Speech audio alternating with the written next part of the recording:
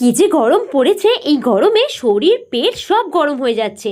জানো, আমি এই গরমকালে না একটা শরবত বানাই, যেটা খেলে পেট শরীর সবই ঠান্ডা থাকে আর বেশ রিফ্রেশিং। চলো তোমাদের সাথে সেটাই আজকে শেয়ার করব। তো এটা হচ্ছে মেনলি পুদিনার শরবত। কিছুটা পুদিনা পাতা বাজার থেকে কিনে নিয়ে আসবে, খুব একটা দাম না, 10 টাকার অনেকটা পাতা হয়। আর এই যে ডালগুলো রেখে দিলে না, এগুলো লাগালে আবার পুদিনা গাছ হয়ে যাবে, একবার পাতা কিনলে আর কিনতে হবে না। তো পাতাগুলোকে আমি ভালো করে ধুয়ে নিয়েছি, এইটুক জলে ধুয়ে নিই ভালো করে, আবারও কিন্তু আমি ধুয়ে এনেছিলাম। তারপর একটা মিক্সির জারের মধ্যে পাতাটা দিলাম, আর তারপরে একটুখানি লবণ দিলাম, অল্প করে চিনি দিলাম, অল্প বলতে 2-3 চামচের মতো চিনি দিয়েছি। এবার মিষ্টিটা কে এরকম খায় সেই হিসেবে দেবে। তারপর এগুলোকে ভালো করে, একটু লেবুর রসও দেবে অবশ্যই, খেতে হলে আরও ভালো লাগবে। ভালো করে মিক্স করে নিয়ে আসবে। এবার চা ছাঁকনি দিয়ে একটু ছেঁকে নেবে, না ছেঁকলেও কিন্তু হয়, বাট কী হয় তখন পাতাগুলো মুখে পড়ে। এই যে রেডি হয়ে গেছে, একটু বরফ দিলাম আর পুদিনার রস কিছুটা দিয়ে বাকিটা জল দিয়েছি, ঠান্ডা জল।